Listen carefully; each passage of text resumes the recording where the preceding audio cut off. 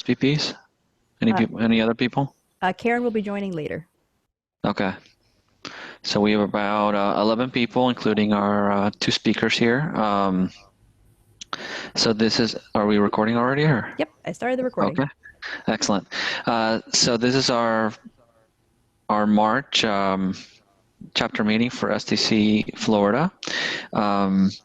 And as you can see, we're continuing operations virtually due to the coronavirus situation. And tonight we have our annual employment meeting.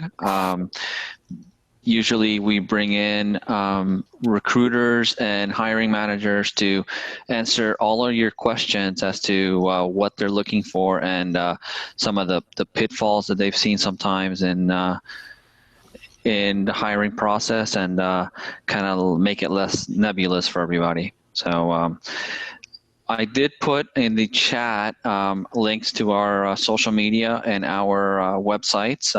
So please visit our newsletter website and all our social media, like us on there. Get all of the information. Coming up in a couple months, we have the STC Summit, which is now completely virtual. If Bethany wants to give us a little bit of a plug for that. Sure. So there's going to be more information coming out on that soon. Just for those who don't know me, I'm Bethany Aguad. I was previously president of the Florida chapter. I'm now on STC's board of directors.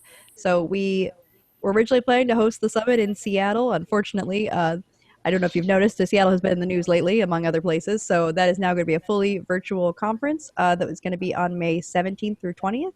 So I'll be happy to send out more information about that, but it's going to provide all the same benefits as going to the face-to-face conference without having to pay the travel costs or exposure to disease.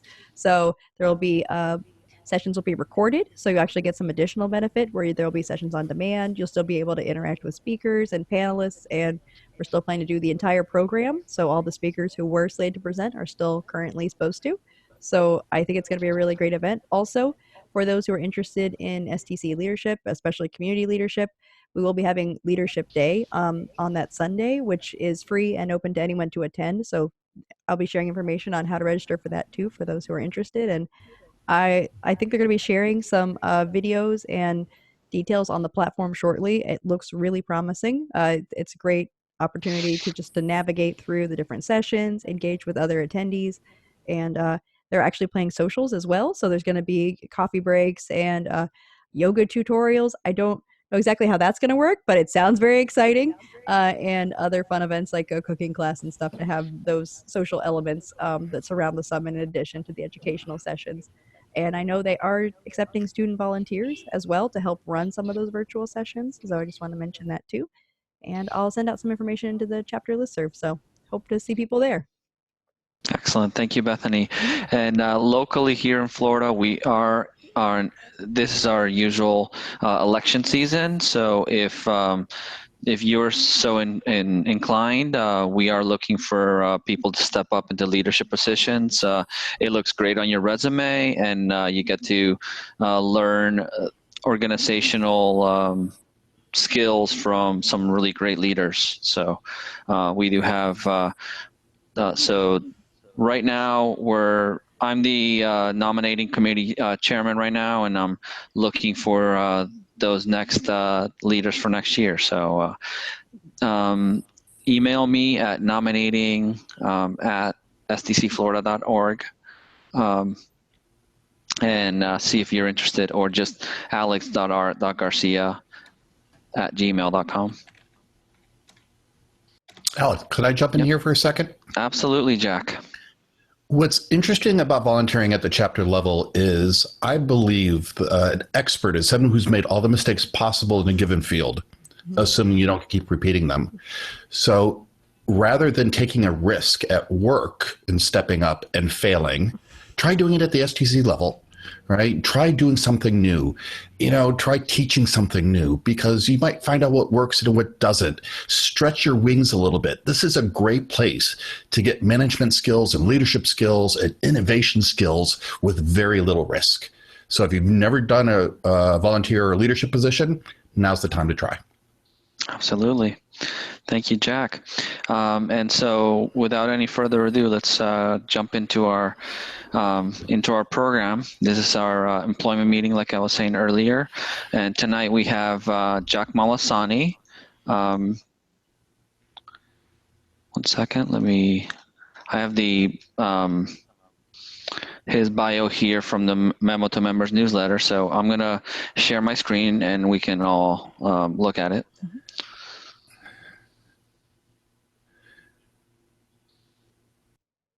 Or I could just say it because I know it by heart.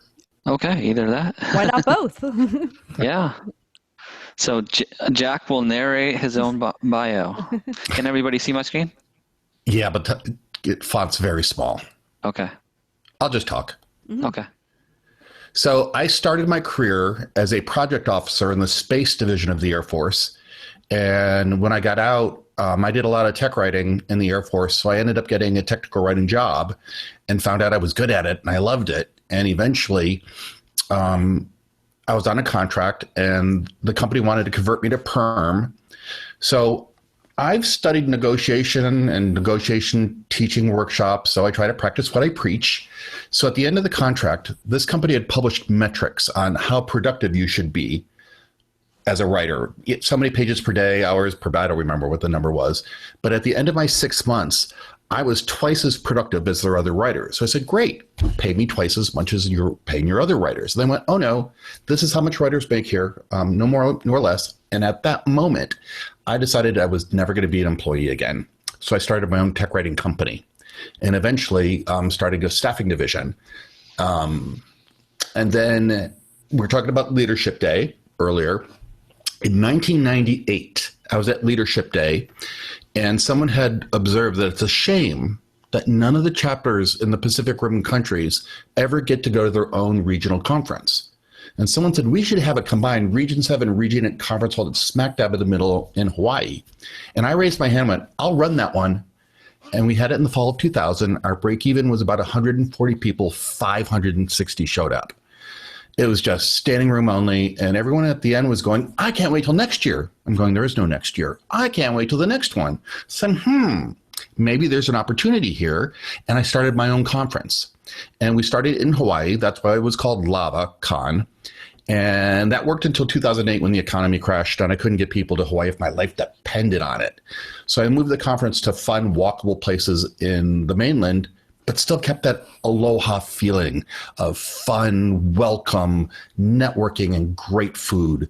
So my career path has taken, I've been a tech writer, I've been a project manager, and now a conference producer, and all those skills kind of came together at the end.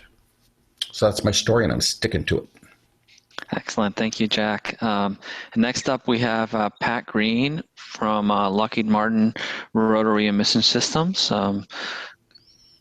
All right, there you go, Not Pat. quite as exciting as Jack's, but I'm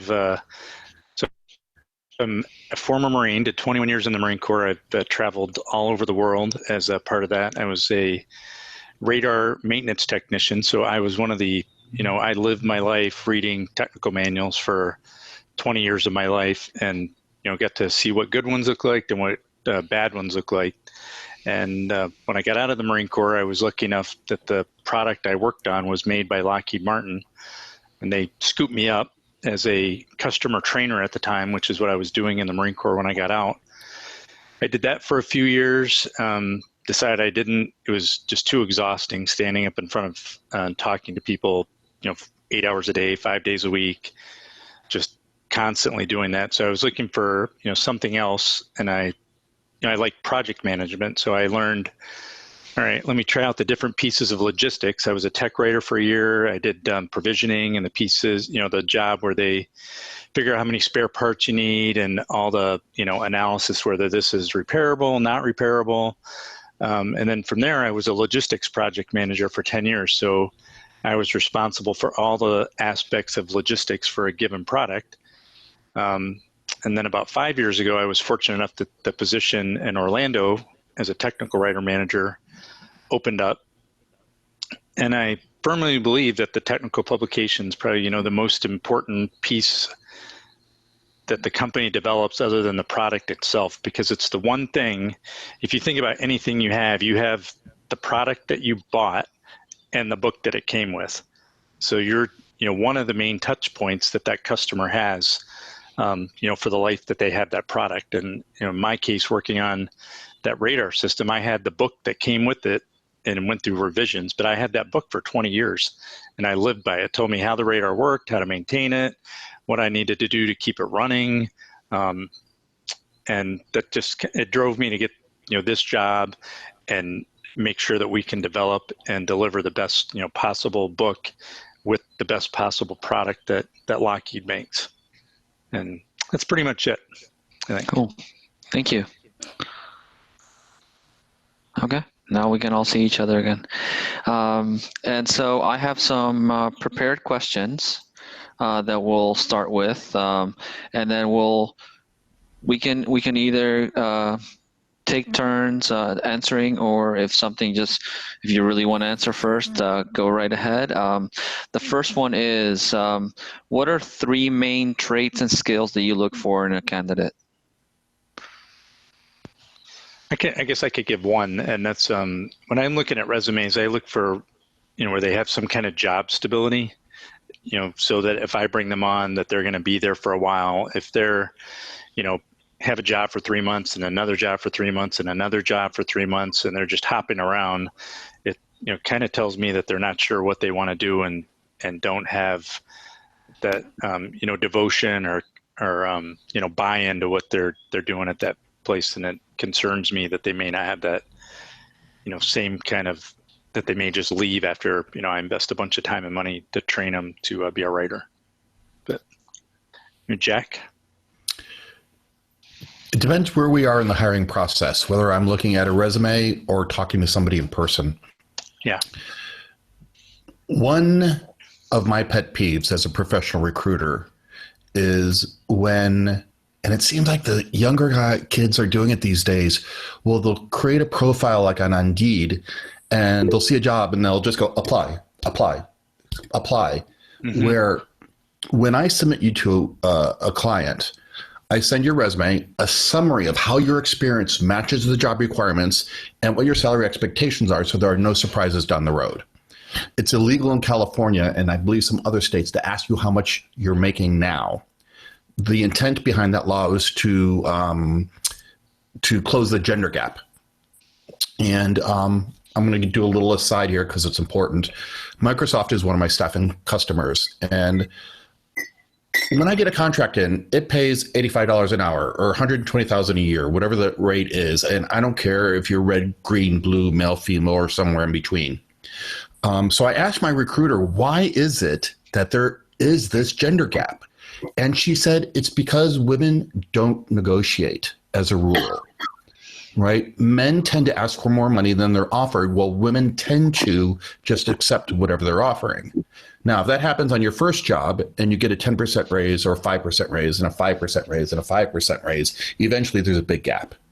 All right. So at Microsoft, they always offered the women more money because knowing they would accept it, and the men would ask for more. So one thing I tell people is, one, learn to negotiate. And if we're taking notes at the end, maybe we could send this out in an email. Shelly Campbell, CHELLIE.com, does a great webinar on Women Don't Negotiate, and it's recorded, so you can watch it for free. So keep that in mind.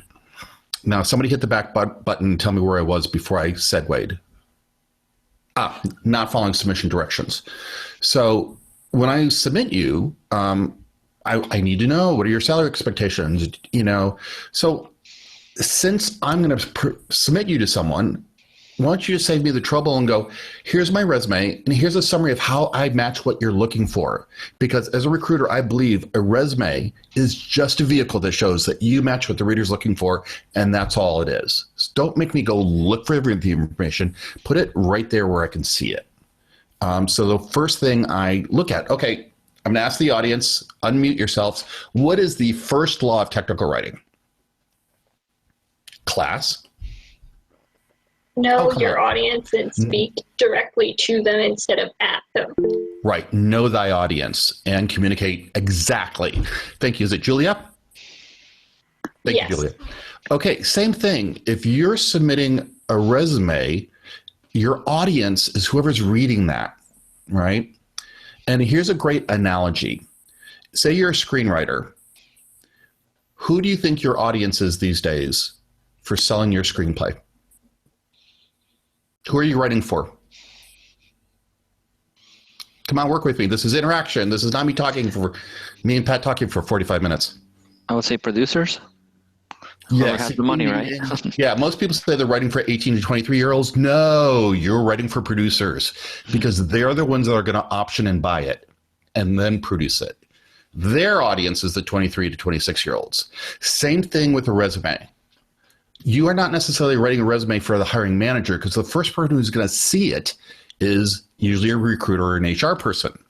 So don't use technical terms without explaining them. Spell out your acronyms. All those good, don't make the 8-point font so you can squeeze as much text as possible into that one page. Keep your human factors in. A resume is an example of your writing ability. So put your best foot forward. So that's one thing that I look for when you're receiving a resume. Just to tie into that is the person that you're giving that thing to, Jack. I can't tell you how many resumes I get that are just genericized and they're doing exactly what you're describing. And those resumes, they go right in the recycle bin. If the person hasn't taken the time to tailor it to what they're applying for, then that just shows me that they don't have enough, self-interest or drive to, if they're not going to put that into the resume, I don't want them, working for me. Exactly. That's the same kind of quality they're going to put into the product that I'm trying to give to our, U.S. service, people to do their job. I'll tell you. Here's a resume secret that you won't want to hear. You will never be hired because of your resume. You'll be weeded out because of your resume, mocked and scorned because of your resume, but no one ever goes, oh my God, look at this resume. We must hire this person immediately. This is how it works. And Patrick, tell me if it's true for you. You get a stack of resumes, either electronically or printed, and you go, no, maybe, no, maybe. Okay, let's bring these two in. Yep. All right. So I have had one though, Jack, where it was, I saw the resume and it was, I've got to hire this person. Oh, good. You're the first person I've ever heard say that. Yeah, one in about 100 or so. But, yeah, exactly. Yeah, but most of the other ones are no. Let's bring this one in. You get a stack of maybes. Yeah, Alex, I saw somebody type something. Do you want to read that back? Yes, they were having some connectivity issues, so Lori had to drop off. She sends her regards, though. That is actually a really good segue, Pat. Our next question, have you ever been presented with a resume or interview that really stood out, and what about it made it so memorable? So the one person that I was, just mentioning, I was looking for a person that had a lot of Navy experience and a shipboard experience, and this person happened to have a degree in technical writing, was former Navy, and worked on the exact same ship that I was looking for. And I did hire her as a contractor, then as a permanent Lockheed employee. And, she was just top shelf writer, very familiar with the product that we needed her to write on. So that's my one example. And then, the other ones are what I had mentioned before, where, that they take the time to tailor it to who they're sending it to. And they don't have that job hopping. That's one of my big pet peeves is, some stability in I don't care if you worked at the Gap for a year or 18 months, but you had some stability in what you were doing and, weren't jumping all around. That really worries me because as Lockheed, the hiring company, we invest a lot of time and money in training the new people on how to use the tools. Or there's just, a lot of overhead investment in a new person, and to only have them there a month or 2 months is, a big hit to the company's bottom line. I will add a negative and a positive answer to that question. My biggest pet peeve is typos in resumes. I used to say that engineers can get away with typos, but tech writers cannot. And I don't even believe that's true anymore. I had a hiring manager once tell me about a programmer. If she can't write 2 pages of error-free resume, how can I expect her to write 200,000 lines of error-free code? So the most common mistake I see in resumes is a mix of en dashes and hyphens in your resume date ranges. If you type space hyphen space, Microsoft tries to be helpful and changes it to an en dash for you. If you do space hyphen up arrow, it does not. So I often get a mix of en dash, hyphen, hyphen, hyphen, en dash with a space, space, hyphen, space. Just, it's attention to detail. So that's my negative. My positive is, especially if we get to speaking with someone, either on a phone interview or an in-person interview, has anyone ever been on a resume and see a show of hands where you sit down and they go, tell me about you? Yeah, okay, good. Remember, know thy audience, because I guarantee you somebody in HR is looking for something different than the head of QA versus the head of marketing versus head of tech writing. So when someone says me, when I was interviewing, tell me about you, I would say, tell me a little bit about what you're looking for so I'll have a context in which to answer your questions. And then shut up and listen. I believe you can tell more about a person by the questions they ask than the answers they give. So you should be asking, who's your audience? Tell me about the project. What are you looking for? What challenges have you run into in the past? And really find out what they're looking for, because that does 2 things. 1, shows you care. And 2, now you know what they're looking for. You can say, I do that. So, yeah. Excellent. Thank you. The next question. Do you have any advice on how to stand out from other applicants and possibly how to get through the bots? I guess the first one is don't do what Jack just talked about with your attention to detail on your resume. So, make sure that those resumes with the inconsistent dashes and different bullet point types and different font and just a mishmash of things, they go right in the you're not even going to get talked to pile. What's the second part, Alex? How to get through the automated systems in the big corporations. I guess I'm kind of fortunate in that everyone that works for me that works at Lockheed started as a contractor and came through what used to be DCR. I forget their new name, but they came through that route, and all those resumes actually come directly to me. They don't get screened by anybody. So I'm the filter, so to speak, in that. So there are no bots, but I do have that problem with the Lockheed job. And I guess the way to get through the bots would be look for the desired skills and the basic. So desired skills and basic requirements, and make sure that your resume has examples of where you've done those. And so that your resume, if they're doing a word comparison, try and get as many word matches as possible between your resume and the job description. Keep talking. I'm looking up a book online. Tap dance. Tap dance. I'm not, so those would be the big things, but. And a lot of the times I found that it's who you know within the department. Like if you already know somebody in there, say, hey, is your department hiring or are they looking? And then always what we're doing right now is important, networking. Yep. Having your network available and saying, hey, I'm available now. So yeah. And that's, I guess, just one thing to add onto that, since everyone comes through the contracting house before because I get to try them out for 6 months to a year to make sure that they're a good fit for Lockheed before I bring them on. Almost all my recent hires have actually come through the UCF. We don't get a lot of actual applicants through the process. Maybe they're getting, not making it through the bot process, but we talk to the STS, we talk to the professors at the college and, ask them for recommendations on who they would think would be a good fit for us. And we get a lot of, people that way. Okay, I'm going to jump in here. So I have a dual answer to that question about how to get past bots. One, don't apply for jobs through the websites. As Alex was saying, that use your network. Say you want to get a job at John Deere tractor, go, who do I know at John Deere? Who do I know that knows somebody at John Deere? Even if you don't know anybody there, here's a secret. 99% of the company's websites do not list who the HR manager or recruiter is. But if you go online, 99% of those recruiters have a LinkedIn profile because they use LinkedIn as a recruiter. So if there is a job at John Deere Tractor Orlando, find a recruiter at John Deere Tractor Orlando on LinkedIn and send them a message saying, hey, see you have an opening. Is it okay if I send my resume?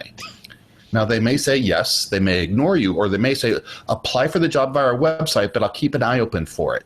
But now they're keeping an eye open for it. Yeah. Or two, find another tech writer at John Deere Tractor Orlando. Go, hey, I see there's an opening in your department. If I send you a resume, will you pass it on to your manager? Again, you are bypassing that website, and that person may get a bonus for finding you. So they have there's incentive. a motivation there. Yeah. Yeah, absolutely. Now, if you absolutely strike out and you have to email your resume to resumes@blackholenevertobeheardfromagain.com or apply for a website through a website. Now, applicant tracking systems used to be there to help people find you. Now they're using them to weed you out. And one of the reasons why is recruiters get probably, 90% of the resumes we get for a position are not qualified for that position. They're just people going, apply, apply, apply, apply. So they're using the website to weed you out. Now, the book I was looking up is by Pamela Patterson, an STC member, called Get the Job, Optimizing Your Resume for the Online Job Search. Highly recommend the book. It's on Amazon, Kindle $9.99. So include that in the notes, Alex, when we send that out. But that's my advice on how to get past the whole bot thing. Thank you. And the next question, what recommendations do you have regarding a job search strategy? I'll take this one first. That's good, because I don't really have an answer for it. So keep in mind that a resume is just a vehicle that shows that you match what the reader's looking for, or for what the reader is looking for, you grammarians. Find out what companies are looking for in your area. If you've got a lot of biotech where you live, take a class in biotech, biology, or microbiology. Here's the thing. Companies are looking for people with what we call domain knowledge. Networking companies want network experience. Aerospace companies want aerospace experience. That's exactly why Pat liked that person, because they worked on the boat, they worked on the radar systems. Oh my God, they have domain knowledge. Yep. Right? So if you're thinking about taking a class, do that, or getting a certificate or a degree. I personally would not get a degree in technical writing. I would get a degree in database administration or .NET programming, or even if you just want to be a tech writer, you could be an API tech writer, which gets paid a lot more than a policy and procedure writer. So the first strategy I would say is, one, find out something you like. Because I know people who love art, can't do math if their life depended on it. And I know people who love math, but couldn't draw something if their life depended on it. So find something you're good at and do that, but get the domain knowledge, and then you can document it. I mean, that's my strategy. Pat, would you agree? Hey, that's a great strategy. Yeah, the domain knowledge is key. I get lots of people who have that technical writing degree, but don't have any domain knowledge. And having that domain knowledge with the technical writing capability, would be a huge, it would set you above your peers immensely. Yeah. Okay. And what recommendations do you have regarding, sorry, I already went over that. What is a typical application process at your company for a position? So I guess in my position, there's the two ways. The main way I do it, like I mentioned earlier, is through the subcontract house. And a lot of the people that come in that way, like Jack was mentioning, is through knowledge of somebody that works there, or we keep in contact with the professors at UCF. So that's one of our main sources of getting high caliber people. But the application process is, like Jack mentioned, I get a stack of resumes. We weed through them, try and find, the best possible candidates out of the stack that we get. We'll bring them in for an interview. And one of the things that we've been doing recently, because you only get that interview for, you're with the person for 30 minutes to an hour, is we've came up with a test. So we got a COTS manual that we downloaded, off the internet. We just picked something and we induced a whole bunch of, quality type errors with different dashes, different date formats, just messed it up so that the person, to see if their attention to detail is there or not. Not that they actually have to know anything about the product, but, pointing out general errors in this book. And then that kind of gives us a feel, how their attention to detail is and what, how they would do on the job, because I don't want someone that's going to be putting 3 different types of dashes in the books. And then finally, I think the energy level during the interview is always important. The ability to, answer questions.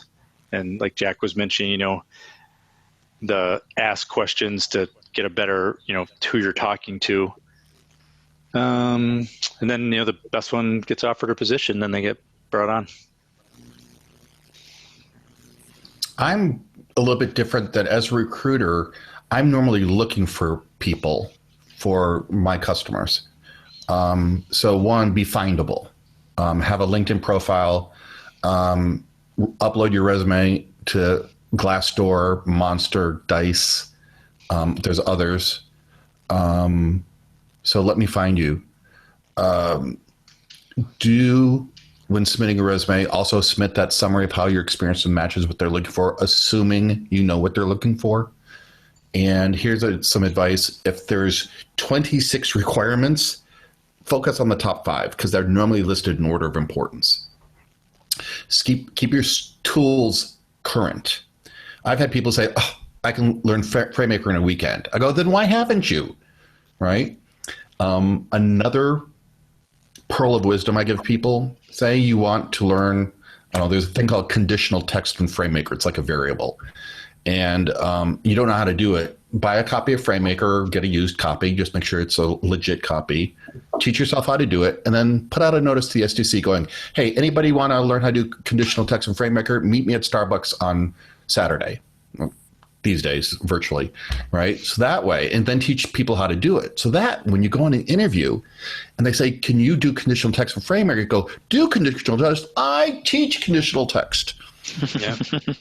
So be proactive and keep current. Yeah. Okay. Thank you. Next question is, how do you see this field changing in the future? I know in the last few years we heard TechCom 2020. Well, 2020 is here. So what is TechCom 2030? Pat, you want to start? Yeah, I would just say it's more, tablet, virtual type thing. So I know one of the things that I've seen at our facility is the HoloLens, or where you can do the text is on the glasses while you're looking at the actual product is I think they're going to probably go away from where you have to be holding something in your hand. They're going to have some type of glasses that you wear that has the information right in front of you. So you can, have the use of your hands while you're maintaining or operating that thing. And you don't have to, gee, how do I hold this and use a screwdriver or oscilloscope or whatever that is at the same time is probably one of the big changes that I see coming. It's starting now, and we use it on our manufacturing floor, and I can only, see it, moving forward. That'll probably be a big thing. I agree. Augmented reality is going to be huge. Yeah. For example, if someone as a carpenter or engineer needed to find a wire in a wall, you could download the schematics into your cell phone and just do this across the wall, and it will show you where the wires are. We're definitely moving in that direction. Yeah. Now, as far as authoring, in order to do a lot of this stuff, you have to put the documentation in structured authoring, database publishing. Yeah. So DITA, XML, the difference between structured authoring and normal, like Microsoft Word authoring, is we tend to format as we go. But then all you've got is a printed page. Well, what if you're reading this from a cell phone? You can't auto-format the content if it's being over a Google Glass. So in structured authoring, you just put the words in the database, and then it's formatted when it's published. Yeah. Right. Especially for companies like, I don't know, Cisco Systems that has 200 products, each of which needs a sales brochure, an installation guide, a tech support page, a how-to video, and then multiply that by the 26 languages they translated to worldwide Microsoft Word or FrameMaker. So some clever person will put it into a database so they can spit it out where they want, when they want it, on the device they want it, in the language they want it. The person who does that is a content strategist. My conference is on content strategy and digital publishing. So that's where these two things overlay. So we're moving to the point where it's not enough going forward to just be a good writer. You also have to understand the vehicles through which we'll be publishing in the future. And Pat's nodding his head, so I think he agrees with me. I absolutely do. Yeah, all of our publishing is done in XML or SGML, and is in a common source database where you look at it and tagged using ArborText primarily, and then where there's different software files that control what it looks like, and depending on what you're using it on. So yeah, whether you're using Scriptorium go ahead. Offers a free learning data class called Learning Data Online. Highly recommend, if you don't know structured authoring, start now, because you may not need it for your current job, but you might not need it. You may need it for your next one or the next one after that. All right. Thank you. And then what do you see as a major issues or trends in the field today? So that's a little bit of a related question. One of the things that I saw, 10 years ago, there was this huge exodus of jobs offshore. The tech writing didn't work so well unless they co-locate the tech writers with the engineers. So if the engineers are in India, you want the writers to be in India. Because even though the tech writers were half the price of a US writer, you'd have to go back and clean up twice as much as it would have been cheaper just to write it yourself. So I'm seeing a lot more writing jobs stay here if the engineering is here. Another thing I'm seeing is many companies are going to a global ecosystem where you have engineers in India and the US and Poland and China. So there's a lot more coordinating of multiple development ecosystems, for lack of a better term. And the tech writer is oftentimes the only person talking to each one of those development offices. So you're going to have a lot more late night conference calls than you do now, and a lot more central database publishing. I really think that's a trend. Yeah. I think one of the things that Jack was mentioning earlier is that domain knowledge. I get a lot of writers that work for me today are really good writers, but they're missing that domain knowledge, and they have to have a lot of dependency on the engineers and the SME of that equipment. So if you could have a little bit of each, I think it'd make you really a much stronger candidate. Yeah. More valuable. I've always said put the emphasis on the tech in tech writer. You got to geek out sometimes and be able to know how to put something together and take it apart. Somebody just commented about working with India. Could you read that, please? So I can read that. Jessica shared that she had to clean up tech writing from India, and it was really hard. And I said when I worked with writers in India, they would send emails that said, please do the needful. It took me a while to figure out what the needful was and how I was supposed to do it. It was a very confusing difference in expectations, but it definitely presents challenges. Thank you, Bethany. And yeah, Bethany is keeping an eye on our chat there. So we will go to those questions in a little bit here. But we do have one more that's pre-prepared. What should I answer when asked, do you have any questions for me? Oh my God, you should have been asking questions the whole time if you're doing it right. Yeah, I would agree. The really strong candidates that I've interviewed have come in asking those questions like Jack was talking about, where do I fit into your role? What just, it's almost winds up being a reversed interview where the Yes. person being interviewed is interviewing the hiring manager is how I felt sometimes. And it's, that the people have a lot of drive and a lot of motivation, vice the ones that are just sitting there, giving you those yes, no answers. You should constantly be asking questions if you're getting interviewed. You are interviewing them just as much as they're interviewing you, because you're going to be working for this person for long hours for many years, hopefully. So be sure you like the job. Yep. Another question you can ask, by the way, when I go on an interview, especially if the job's been open a while, I ask, what are you looking for that you haven't found in other people you've interviewed? Right? One of the things I discovered that anybody go on a job interview where the requirements were nothing like what they put in the job description? Yes. I went on a tech writing interview once and discovered that, because I asked this question and I said, well, what are you looking for that you haven't found? And they said, conflict resolution skills. And I'm going, that was nowhere in the job description. Really? Tell me why. It's because we have a lot of very brilliant scientists here, and they're all prima donnas. And we really need someone who's really good at not massaging egos, but that interpersonal United Nations, not politician, what's it called, ambassador thing, where you are the glue that holds everything together, and you can speak tech, and you can speak them, and you can bring brownies to meetings, and you're the glue that holds the whole team together. That was nowhere in the job description. So yes, ask questions. What are you looking for? What haven't you found that you really want? If you have the perfect unicorn candidate, what would they be? And see how much of that you can answer. Excellent. The word you're looking for, Jack, I think is diplomatic. Was that it? Diplomat. Okay. Thank you.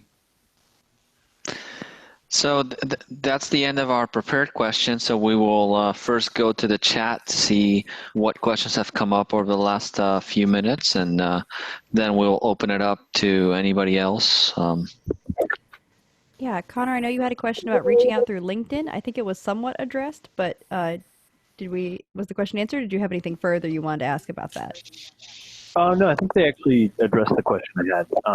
Just basically the same thing about that had been my experience when applying for my current job. It's just I had read that it was advisable to, I think Jack mentioned, finding people already in the job, contacting them, if they can pass along the resume. But I was wondering for hiring managers as well, if they are open to, receiving direct messages on LinkedIn or, so I think that was addressed. But if they do have anything else to add, that would be great as well. I can say I have never received a resume via LinkedIn, but I don't think I would be opposed to it. I think that would fit in that person's taking initiative to try and figure out how to get the job, and I would probably look favorably upon a person doing that. Also, a lot of hiring managers in their LinkedIn profile goes, "Hi, I'm the documentation manager at Cisco Systems. I'm hiring." So if you want to find people hiring, just search LinkedIn for "I'm hiring tech writer," and you'll find all the people hiring tech writers. Love it. I think that's going to start trending today. Note I'd like to add on that. I have been watching Cassandra Thompson's videos on YouTube, and she advises not immediately going for, "Hey, I see you're hiring" on your LinkedIn message. Instead, going with more of a, "Hey, I see you're in this field. I'd love to talk to you. Can we do maybe a virtual coffee?" And just see where that goes. Another thing you can do, I've done this both as a person looking for work and as a recruiter, where I can reach out to someone who goes, "Hey, I have an opening for a tech writer in Orange County. Do you know anybody that might be looking?" And they'll go, "Oh, I'm looking." There's another thing you can do. I did this for when I was looking for work. This is great. You'll love this.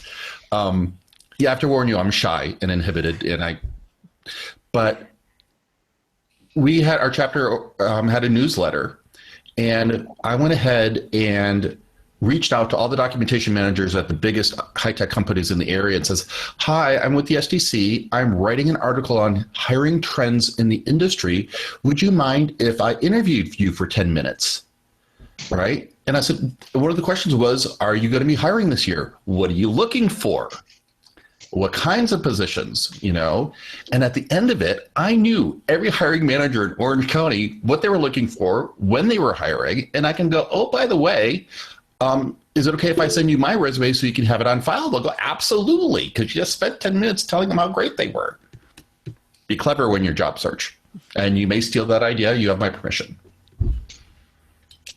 Yeah, if anyone wants to write that article for Memo to Members for Florida, please do. Exactly. But then you have to write the article, so you can't just do that. Okay, do we have any other questions? I do have another unrelated to that last question comment, but another video that Cassandra did was what questions you should be asking at the end of an interview. She had like, I think it was 10 different questions you could ask. And the big question that she had at the end of her video was something along the lines of, and I'm probably going to get the wording wrong here, but it was, do you have any hesitations based on our conversation today for hiring me? So that you could see, oh, this is where they think I might not be as strong. And I can say, actually, I am. Here's an example for you. I like it. Mm-hmm.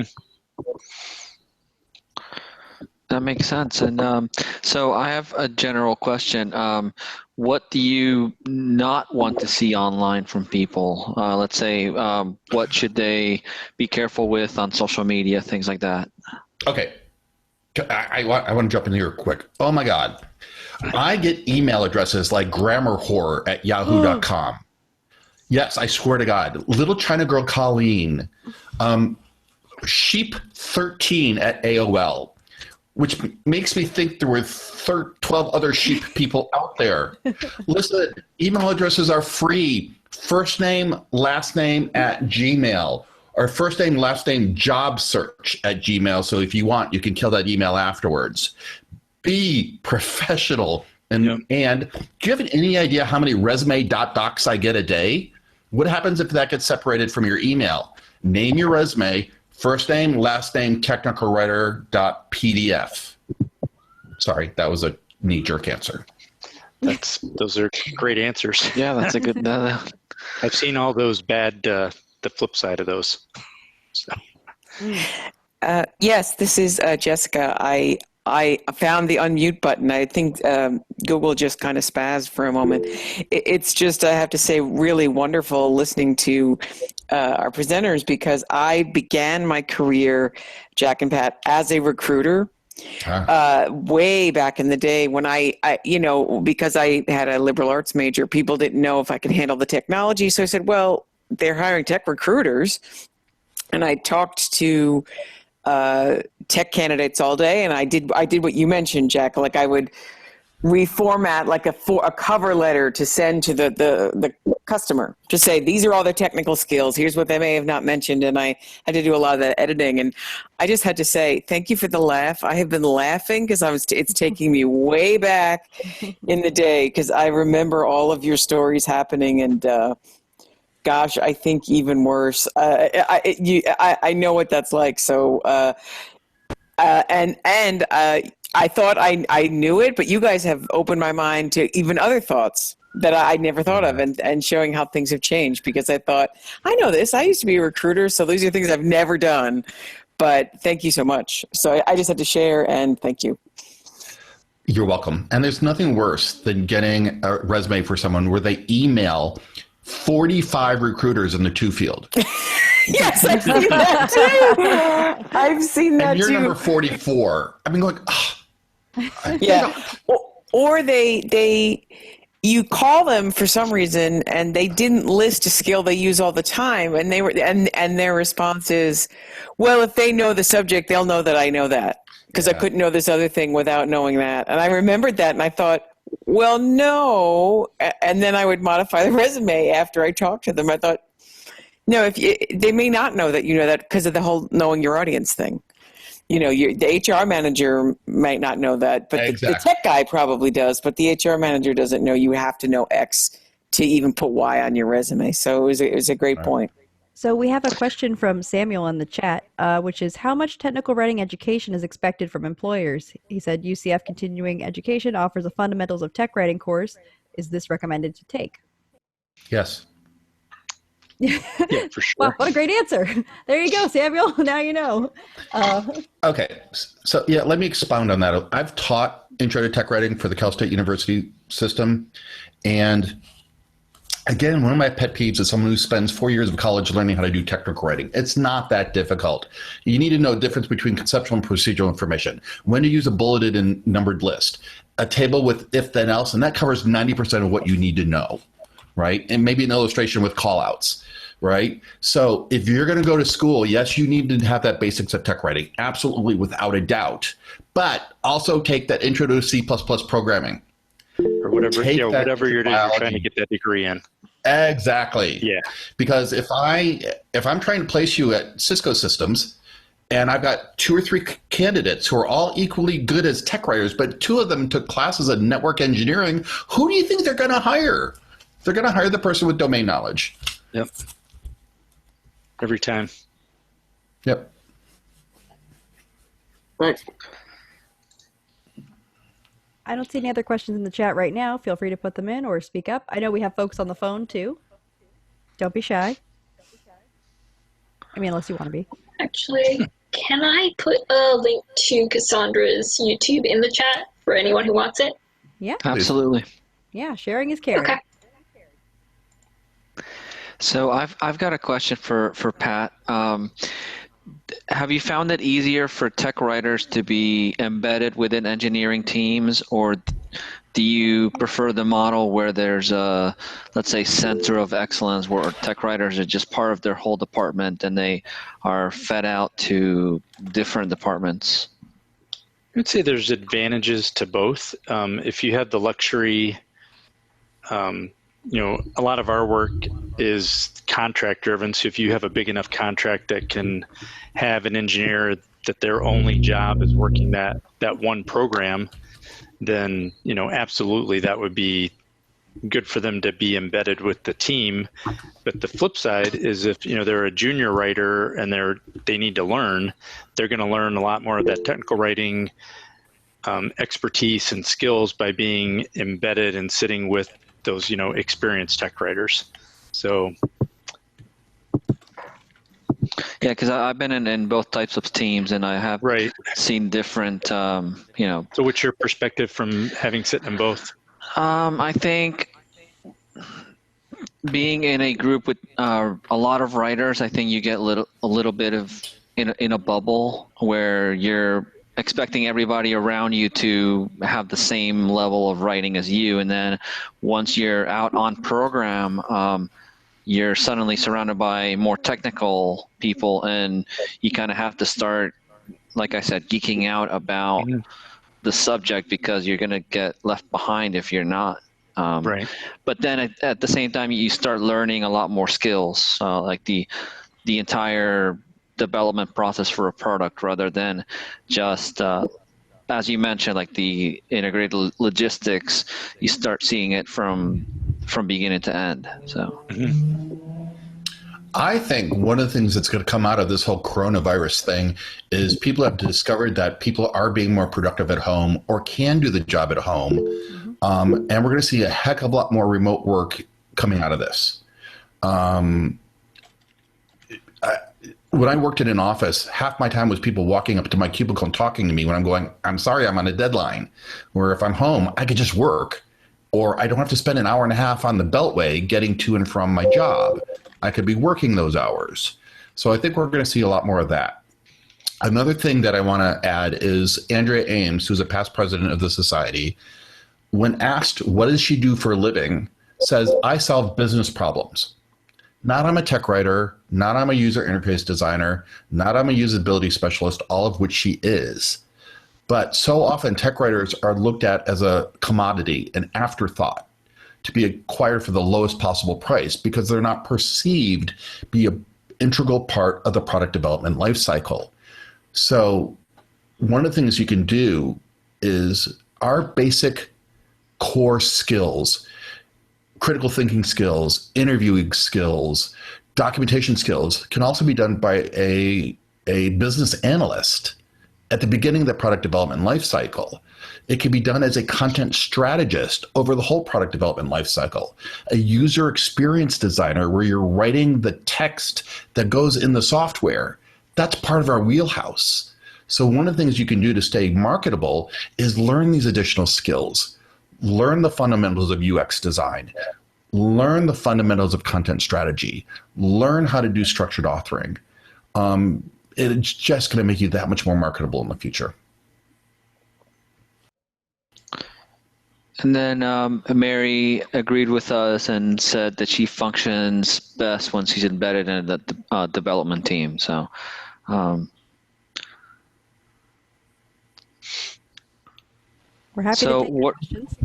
What have been everybody's experience working with SMEs in general, everybody in the chat?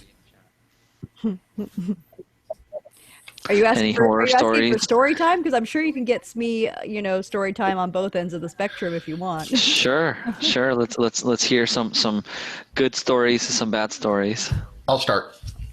So I was an API tech writer at a large technology company, and they were doing an object database system, and there was two ways to walk through the database. You could either pull up a very individual person's record, Mary Jones, or you can say sets of data. Do a SQL call where you go, find me everybody in California who's over the age of 65 making over $100,000 a year. And I was documenting both these interfaces. And come to find out that one team assumed something was white, and the other team assumed that same thing was black. And if they waited till they got to integration testing, they would have had to redo weeks, if not months worth of work.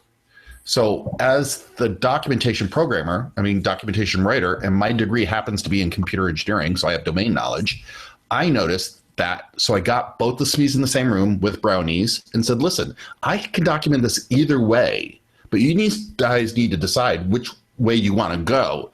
And they were so thankful. And that's one of the things I used at my interview time. He goes, listen, I just saved the company hundreds of thousands of dollars in development costs. Just give me a 10% of that as a bonus. I'll be happy. They didn't, but it definitely didn't justify my rate increase, right? So as a side note, you need to document throughout the year everything that you do that helped increase revenue, right? Say we were talking about, hey, I wrote the radar system, the documentation for radar system that Lockheed Martin sold for $3 billion to the US government. I was part of the development team that made the company $3 billion.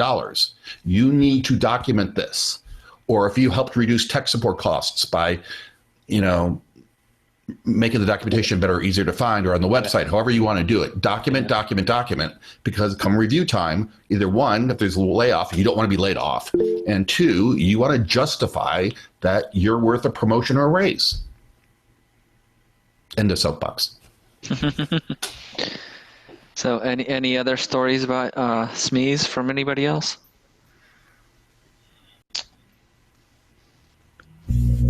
I have a different question if there can I move on to a different question? Okay. Yeah. So I know I've heard a lot from Jack and Pat about the importance of specific domain knowledge.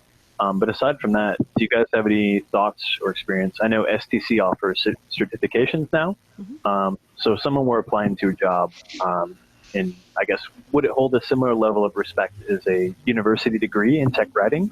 Or would it, I guess I'm wondering what level of respect that is viewed with by recruiters if someone has a certification from STC. Pat, you want to take this first? Yeah, I would. I guess it would be a piece of the person's picture. If they have that certificate and a bunch of domain knowledge, then that's great. But if they just have the certificate and they're missing the domain knowledge, then maybe they're not as strong a candidate as a person with a writing degree. Because if you're working towards a writing degree, but you only have the certificate as a in process step, maybe I I know it's hard to get a job at Lockheed without a degree. It's not impossible, but it is very hard. That's one of those recruiter check boxes. No degree, you don't get past the recruiter a lot of times. But as the contractor position, I've had people that have worked for me while they were going to school at UCF.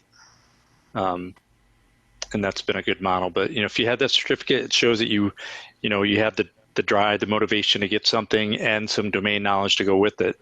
I think that would make you that person a strong candidate.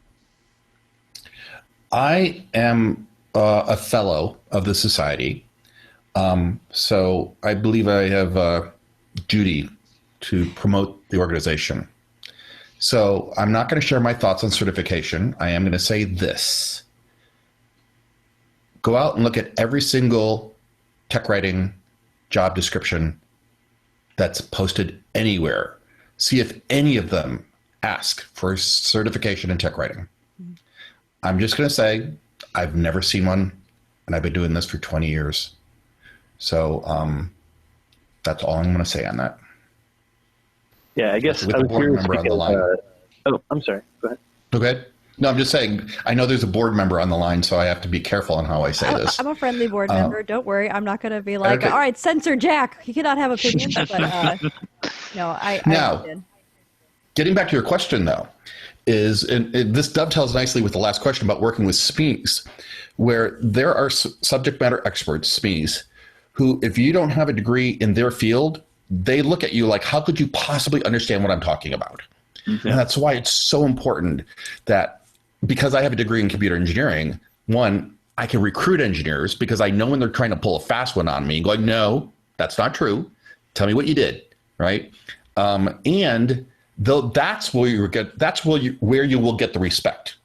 If you can hang with them and understand them and not go, what does that mean? What does that mean? What does this mean? I mean, we constantly document things that don't exist yet, but you need to have that baseline understanding.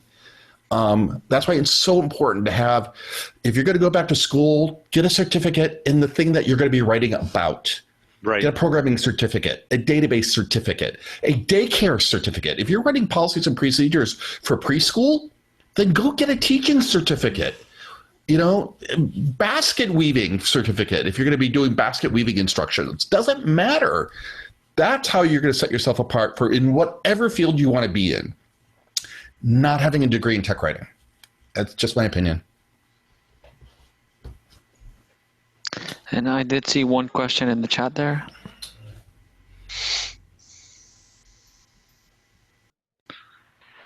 And did you mean Mary said, yeah. She says that she has two audiences, the user and the team, and that she shares new info with each team that she supports, and everyone being on the same page. So, absolutely agree with that. Okay. Do we have any other questions online? Everybody's online. We're not used to this. It's an adjustment. Or on the phone. One of the things I want to add as a recruiter, that I guarantee I'm going to see things in your resume that you don't see, such as the mix of en dashes and hyphens.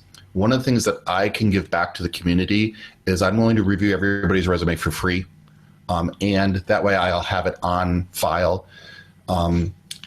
When I get a job, there are outgoing concentric circles of people I know, right? And those are the first person I go to.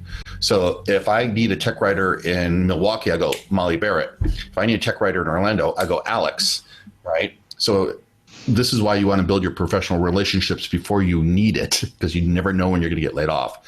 So everybody connect with me on LinkedIn, connect with me on Facebook, stay in touch. If there's something I can do, just ask. Or if there was a question you were too embarrassed to ask in public, just shoot me an email or online. So. Yeah, and if you have any questions about STC or the Florida chapter as well, don't hesitate to reach out to Alex and I, or any of the other STC Florida chapter members. I know we still got a little more time if anyone has anything to add or ask.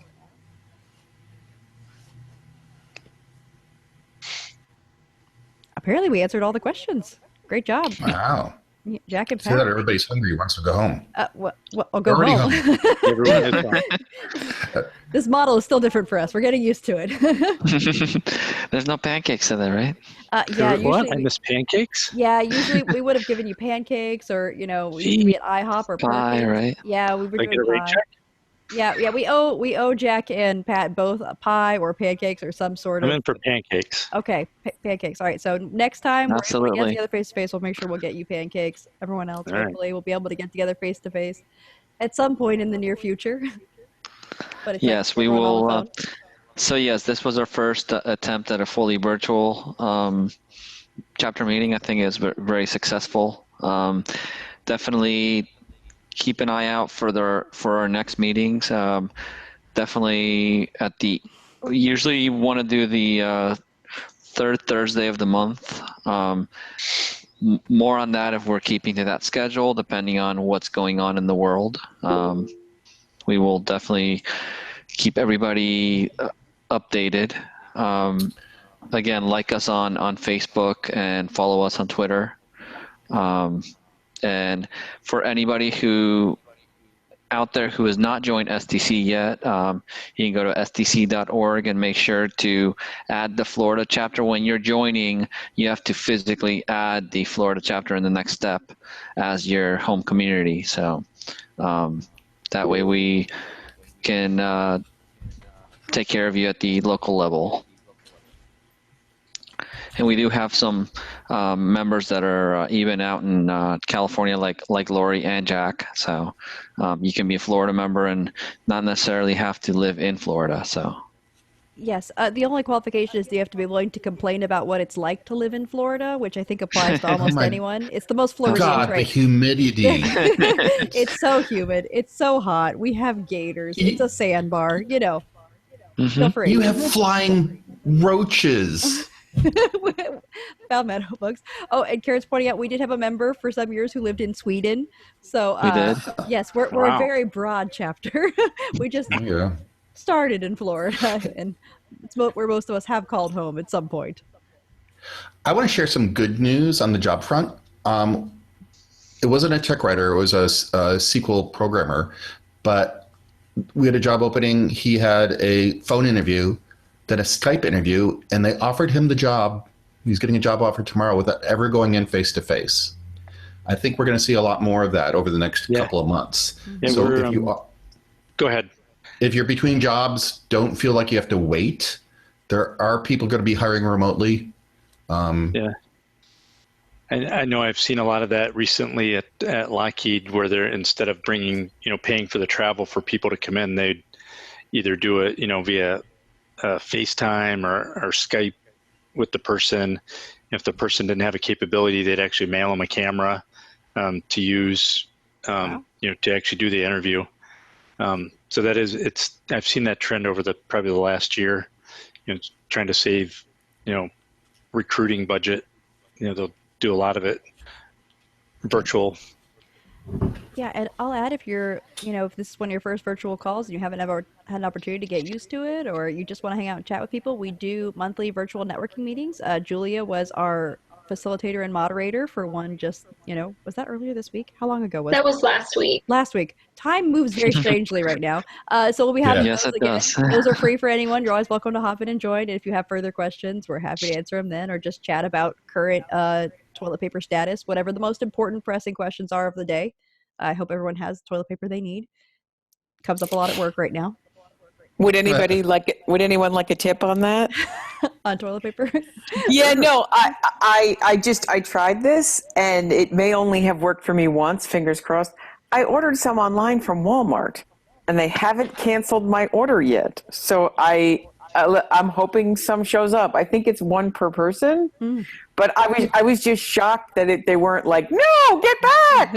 So in case anybody has that thought, I may have just hit it at the right time on the right day, but That's amazing if it shows up. I'll keep you posted, Bethany. I'll shoot you an email if it and a picture if it actually shows up. Sounds good. Yeah, send us proof. Yeah, if anybody finds Clorox wipes, let us know.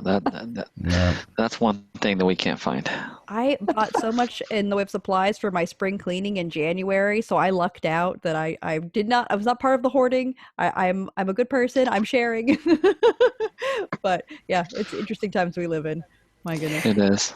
Yes, I stumbled into it because I legitimately ran out, and I just asked a clerk, and he just looked at me, and I thought, what? And I was filled in. This was I think a week and a half. I don't know. I don't even remember how long ago it was. And that's when I found out what was going on. And I did say out loud until I realized, know your audience, hey, I'm not crazy. I just ran out. And I realized that I offended some in the aisle. But this was before it all went nuts. So it changes day by day. So I guess, are we doing a last call for questions, either in the chat or on the phone or online? Sure. I just wanted to vouch again for the benefit of virtual meetings, because the previous meeting that I called into where there was an in-person delegate as well, there was a lot of issues with the mic being passed around. Yes. A further testament to that, it can work even better having, not that we shouldn't meet people in person, but yeah, this went really well. So thank you guys for organizing. Yeah, it's Absolutely. glad to have you join us from the far-flung reaches of Miami. It's like 3 hours away from me, I think. All right. Well, I guess that's everything. Thank you so much, Jack and Pat. You guys were wonderful. You provided a lot of information. I will make sure to copy down the links and information you shared to send out to everyone. So that'll come out in an email? You'll send it out? Yes, or and I'll send out a link to the video as well. Okay. Yeah. Bethany, I put it in the agenda as we were going, so it's in that better. file. Yeah. Alex did all the work. Thank you all so much. So, all right. Well, take care, everyone. Thank you, everybody. Thank you, Jack. Thank you, Pat. It was a great night tonight. So everybody stay safe and stay healthy. Okay, you too. Thanks for the invite. Take care, everybody. Thank you. Thanks, all. Thank you, everybody. You too.